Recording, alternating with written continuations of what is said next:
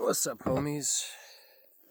So this is the Scout Jaeger Scout. It took a few prototypes to get here. I've been playing around a lot with it. I got some large 20-something millimeter round stock straight from the like pristine factory condition spring steel, which is in one way a bit of a bad thing because it warps much more easily than the coil springs I get from the scrapyard, because the coil springs have a bit of memory in them, and when I forge them I make sure that the curvature is upwards or downwards depending on the blade, and when you quench it, it has a tendency to straighten itself out because it's bending itself up, whereas this can just sort of bend in any direction. I have no idea what's going on with the steel. It is a full tang. It has G10 scales, peened everything. Originally when I was making this, the idea was to have this guard and then just a regular wrap on top of the system that I usually have. But I got cocky, and I needed to really push the limits of the Jaeger Scout design model. As you can see, it's actually very different from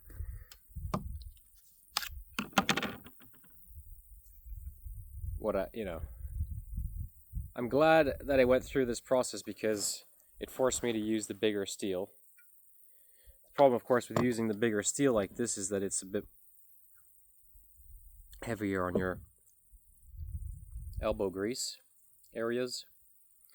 It's missing the ring for now, right? I've come to really like the lanyard holes and the ability to stick a lanyard on there, so I'm going to drill a hole through. See, it's peened down through there, and I'm going to do that later. But for now, this is what it is. So it is a full tang all the way. It's just that because the tang tapered all the way down, I could actually fit a guard all the way over and a ring, so that the metal is actually completely flush inside of the stainless steel ring, and the G10 fits all the way inside. And you can see it's done in kind of a really nice swell. The ring protrudes above the material all around, so the G10 slips underneath, and the power cord has a shoulder to rest on, which is that ring, the stainless steel ring at the front. And then at the back we have that end peened in, and we got stainless steel ring in there, all those pins. Very solid construction. So this didn't need the pin here, but the original construction method for this knife needed it. And then, of course, as it went on and I changed the design, I had to fill the hole somehow. I was really thinking of adding like a protrusion here, like on a fencing sword, or having the lanyard come from there. So, but I didn't do that. Sticking with the original plan. Now, as you can see, I didn't do what I usually do, which is a tail like this on this end, because what I've noticed recently there's like a bit of a hit and miss. Sometimes when I make a knife like that and then I go and use it in the woods and smack with it, it's fine, it feels great. Sometimes it's like a bone crushing, meat tenderizing element that just completely gnaws your finger right here. It utterly destroys it. You can't even, you swing into something, a branch, and the force of impact, all of it goes into the bottom of your pinky, and you immediately, you flinch, you almost let go. It's so painful. So it's like a hit and miss, and I've been kind of bothered. I'd like a more consistent system that I know when I make it, it's going to feel good every time. And unfortunately, I'm forced to do it like this, but it is protruding. And this is fine. So it's nice that it protrudes a little bit, because then you have like a ball to hold on. So that's super dope. Again, thick spine. I went with a hollow grind. My brother said I should do a Scandi grind with spring steel 5160. The Scandi grind's okay, but I think it's better with ADC RV2. So if I was going to do a Scandi grind from a blade like this, I would use ADC RV2. And then the more I think about it, why not do an 80 CRB2 15 N20 full Damascus, and then take the whole advantage of the hollow grind? Because the nice thing with a hollow grind is that it's very easy to finish, it's very easy to machine, you get very clean results, you can polish it easily because it all fits on the same contact wheel, all the belts and everything, so you don't risk screwing anything over. As you can see, I also adopted this edge profile on this particular blade that you see on this one, for example. I've become a huge fan of that. I've been struggling for many years to come up with a versatile blade design that incorporates sort of a clip point element in the blade, but also you want to be able to baton it. And the problem with the Pical and these clip points is you just make the tips super fragile. So with this kind of construction, you still get that a lot of the benefits that you would from having a Pical and a reverse and a clip point. And you can, when you're cutting with it, it's very nice. You can very much point it and score with it. Very cool. Been digging that profile a lot. It's nice for also cutting branches out of the way because it kind of hooks on. So I've been testing it quite a bit now. I did a slightly higher temper than this one. I tempered this one real low. But with this one, because I wanted to, I just wanted to keep this one. So, because it's the first like fully working final prototype functional of the maximum version. The maximum version being with this kind of handle construction. I'm gonna have like the Scout Jaeger series. It's gonna have like multiple different handle constructions, so you can get some for $190, which is basically just the wrap. And then as you go up and up and up in price, you get a more and more handle construction. I don't know how much something like this would cost. It took about 12 hours of construction, full go. So 12 hours, that's like 2 working days in a way. So you're talking around $600, something like that. Maybe a little more. It depends a lot on the sheath. But that would be like the higher end. And then if we were to do Damascus, that would be different. Now the problem with this construction, of course, it's difficult for me to work on existing like ready hardened stainless blanks. This is something I forge, I cold forge, and because of that forging and cold forging process, and the fact that the steel is in an annealed state when I do the fitting, it allows me to do all this relatively quickly and effortlessly, relatively speaking, to a high degree of accuracy. So it's got a good weight, but it is handle heavy. The balance is like right there, so it's like right there, right before the guard. So pretty sick.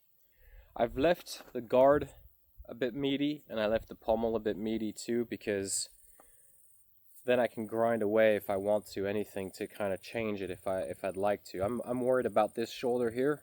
It hasn't bothered me yet, but when I push up against it like this, I can feel that there's a sharp corner there. Not sharp as in sharp, but like a hard corner, as in it's pretty rounded and smoothed, but it's still a corner there.